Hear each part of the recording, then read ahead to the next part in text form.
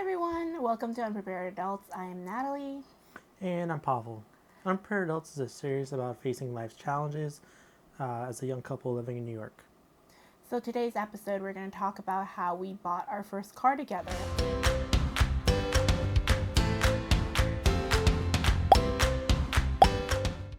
So some backstory, I'm a grad student in New York. I am also a part-time analyst and I side hustle as a tutor.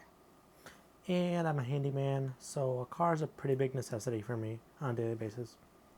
And for a while before we had a secondary car, I was using the public transit system, meaning like the subway and the buses, and it's always been a hassle, so I really wanted a secondary car, even though we live in New York and it can be a hassle to have a car. Now, we already have one car. It's actually my car. It's a Toyota Prius, pretty old, 2004. It's a bit on the boring side. I wanted a second car that's a little more fun and exciting, but I didn't want to go with my current one because it's been super reliable since I got it. And like I said, I really wanted a car to get me to and from running errands and also go into tutoring. So we started doing our research about like what we wanted, what we looked for in a car, and we also looked at each other's budgets to make sure that we had enough money to fund this and realistically how much should we spend. So some of the criteria were something newer, something nicer, something not crazy too expensive. And we wanted to buy cash. We didn't want to do loans or leases because we wanted something a little nicer. Usually, nicer cars lose like half of their value in the first 3 to 5 years. And loans, it's kind of the same way. You can buy 90% of a new car for half the price. So there's really no point in us buying something brand new off the lot. And I've always bought my cars cash anyways, so that's what I was used to.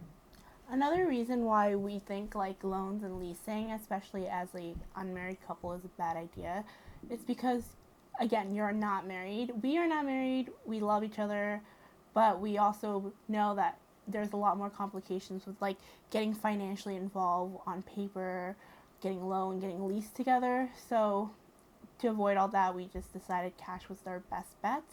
And also, we recently had like a lifestyle switch. Well, personally, I did. I don't know about you. It was more me because I grew up really reckless with spending, never budgeted. My family like never worried about that. And then I kind of had to switch that when I moved out and finally started living on my own. I had to turn to Dave Ramsey and other budgeting and investing channels to kind of see where I could cut off some of my excessive spending. And I've always bought my cars cash. I've had about 15 cars at this point. They've usually been around the $1,000 mark, but they've usually been kind of headaches. Usually that cheap, you get a lot of problems. They're never just ready to drive. So I wanted to spend a little more to get something that didn't need as much work. So again, we checked our account, we did research, we decided that like a lower middle range was good to spend on a car that should be relatively problem free. And they gave us a lot of options. Something newer, 2006 to 2012. Mileage was going to be a little higher just because these cars are about 10 years old, but that didn't really scare me. My current car, the Prius, had 275,000 miles, and my previous car had 300,000 miles, and both of them ran perfectly fine. Another tip I would like to suggest is that you should always go car shopping with a person that kind of knows car. So like Pablo mentioned, he has bought a lot of cars and he kind of knows like the general things to look for, maybe not specifically certain models, but he knows the general stuff and I do not. So he was definitely like really good at that. So some things I wanted was like nice, comfortable, preferably like an entry level luxury class, which Paul was like really against at first, but compromise is key. Yeah, I wanted something sporty, fun, uh, preferably a hatchback, so we could, my current car, the Prius, is a hatchback.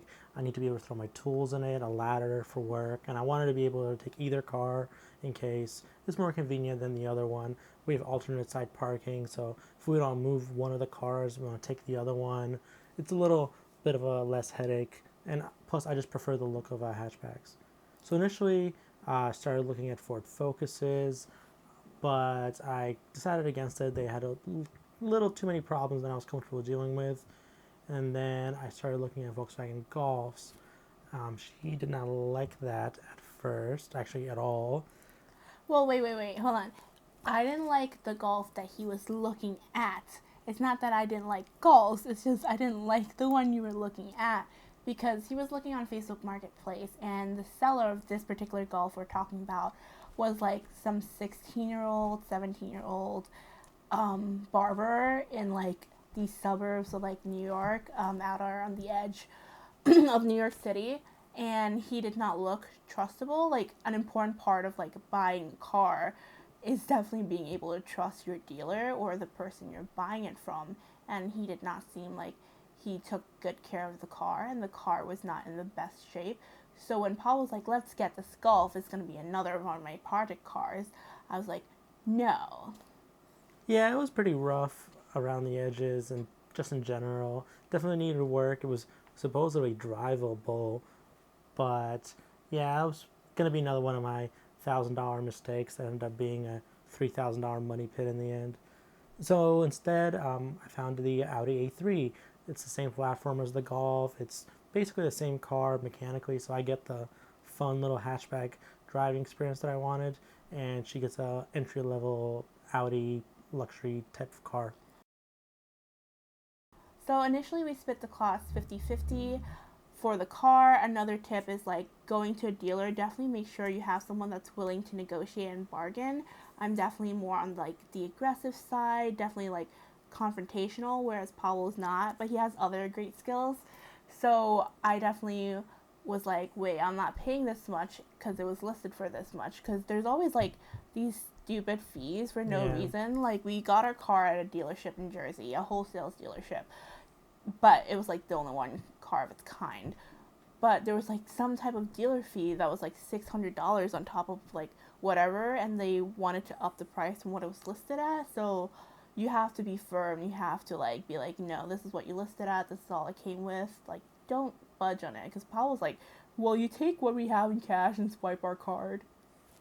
Yeah, when it comes to dealers, usually if the car is older, they just want to get it off the lot.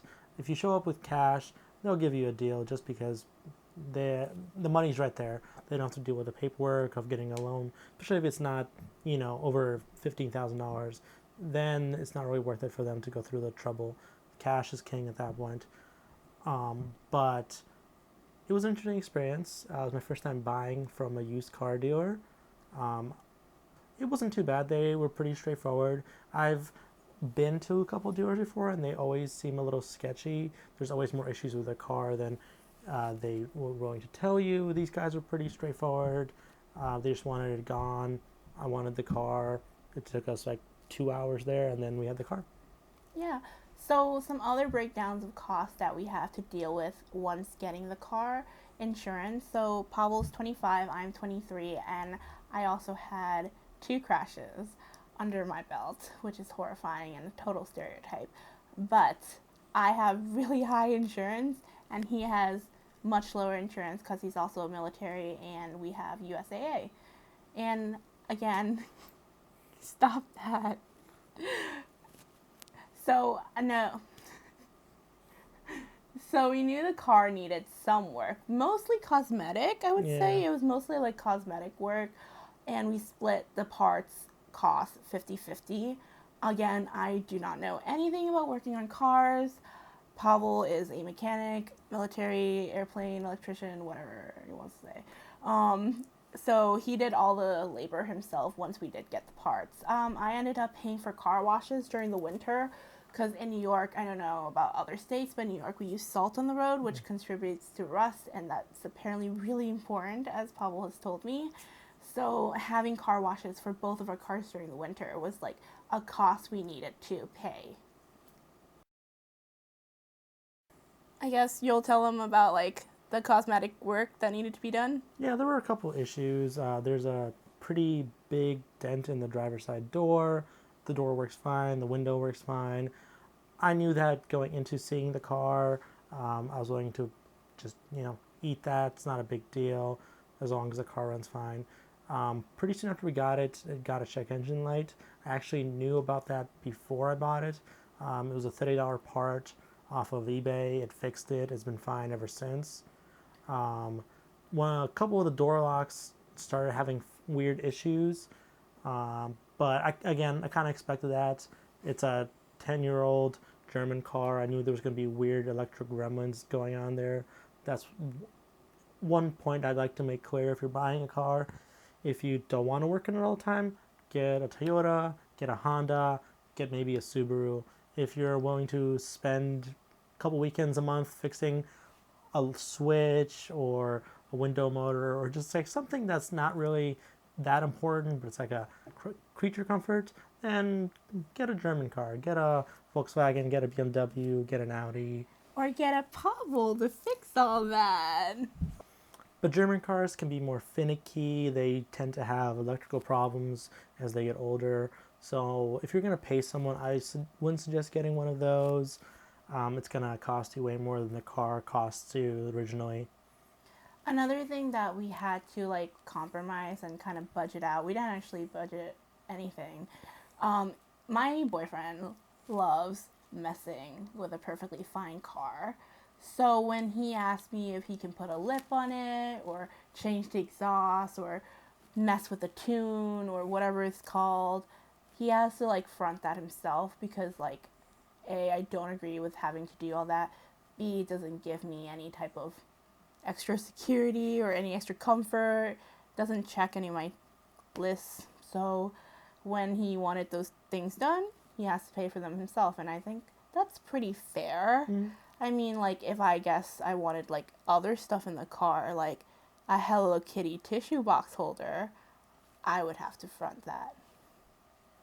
Another cost that like we didn't talk about, I guess, is gas. We have a Prius, and it is awesome because it's like $17 a gas for like the month, unless you drive it like somewhere really far. Right. But usually my budget for spending on gas is $50 a month, and that will fill up the Audi and the Prius both once. The Prius maybe twice, depending how much I fill up on the Audi. But that's usually my budget for gas. So Pablo obviously has a different budget because he's a handyman and he might need to drive from like the tippy top of Manhattan all the way to like Coney Island or all the way into like Hampstead, Long Island, and he will need to drive to Brooklyn or whatever it is. He definitely uses way more gas than me, so I think a fair way that we budget that is like we kind of fill up as we kind of use, however much we kind of use, if that makes sense. So on the day to day, I do use the Audi more than Pavel, but I go within like a mile radius of our house because again, like I tutor, I come back from work, school, just get in the car, drive a couple blocks down, tutor a kid, drive a couple blocks further, and then come home. Yeah, so I generally take the Prius. It actually has commercial plates on it. I kind of need that if I was going into the city, especially. There's a lot of areas that are commercial only parking, so I couldn't even take the other car if I wanted to. I would just get a $135 ticket if I left it in the wrong spot. So, yeah, it's not really my car most of the time, but it's kind of my weekend car. I definitely got it so I could take it to autocrosses or races and just have fun with it on the weekends. Yeah, and I guess for date nights, I guess we take the Audi more often because it's just like usually cleaner because it's my car and I don't have like a bunch of screws and nails all over the back. But it does happen when like both the cars are parked in different spots and like Pavel's not going to the city per se. He might take the one that's closer, and the closer one might be the Audi. So it's obviously like kind of fair. It's not like I'm hogging the Audi all the time. Right. Yeah. Other questions that you guys might have is that how do we deal with parking, especially living in New York City? So let's get that out of the way. We live in Queens, New York. We are 25 minutes express train from Forest Hills to middle of Manhattan, Midtown, Empire State, I don't know. Whatever. Like around Midtown, it usually takes me about 30 to 35 minutes to get to work because I do have to make one train transfer. But if I were just to get off in the middle of the Midtown, I would be like 20, 25 minutes. Yeah. Yep, so we live in Queens and parking can be difficult at times. It's not the worst. It's better than Manhattan, obviously. Not as good as some parts of Long Island. But we never really had too many issues finding parking spots. It's just street parking. We don't pay for anything. There's no reserved parking spots where we live. There's no parking garages that are available to us unless we want to pay like $200-300 a month. So we just do the street parking thing. We have alternate side street parking where we live, so we have to move the car at least once a week to the other side. It can be a bit of a nightmare trying to get both of them to the other side, but usually that leads to like a little miniature date. We'll go out for lunch. We'll take the car so we don't have to get a ticket. Another thing that like we had to experience was someone breaking into our Audi pretty soon after we got it. So we have street parking, like you said. We were parked on the left side of the street where one of the locks was finicky, and it turns out someone shoved like a really gigantic screwdriver in the left driver door, and it left this gigantic hole, which is terrifying. But you know, that is something you have to deal with. Like in general, maybe it's more common in New York City. I don't want to generalize, but because it's a city, I guess that's just kind of more common. Yeah. Yeah. Yeah, never had anyone break into my car for 24 years, and then I come here, and then within a year, someone breaks into my car and steals a phone charger. Yeah, it was so weird. They didn't take anything. They literally took my iPhone cord. There was like a couple loose dollar bills in there. Didn't take anything, just the iPhone cord. But they like ransacked the glove compartment, moved the chair, moved the seats. It was just weird and strange. Yeah, I guess that's just part of living in New York. So I guess the final rundown is like, do we regret having this car or having made the decision to buy it together? For me personally, it's no to both. I like having this car. I enjoy the car. I enjoy buying it with you. I mean, we definitely have fights sometimes in general, just not like about the car, but sometimes it'll lead to like things about the car. But for overall, I definitely really like this car. Yeah, I mean, there's days where I think it's a wonderful decision and it was the most fun car I've ever had. And then there's other days where I regret it very much and I wish we got something else. It's been acting a little funny recently. Nothing super bad. Just the quirky transmission that it has. It acts kind of weird in stop and go traffic. Once you get out of the city, it's beautiful. It drives great. It's fast. It's fun. It feels really reliable, and like it's gonna take us to California if we needed it to. But something about driving for 40 minutes in stop and go traffic, the car doesn't like it. It makes me feel like something's gonna break and it's gonna be expensive. Alright guys, that's pretty much it. Thanks for sticking through till the end. And we do plan on releasing a new video every week, hopefully. And we do plan on discussing topics that people might face as a couple, especially like couples trying to figure things out and are not fully adults yet. So I guess we'll let you know the schedule down in the description box. We're not sure which day, but thank you so much for staying through. Yeah, please like, subscribe. It really helps us grow as a channel, gives us encouragement so we can make more videos. We love the interaction. Give us some ideas for future videos. If you have any comments, questions, just post them down here. All right, guys. Goodbye. Bye. Thanks for watching.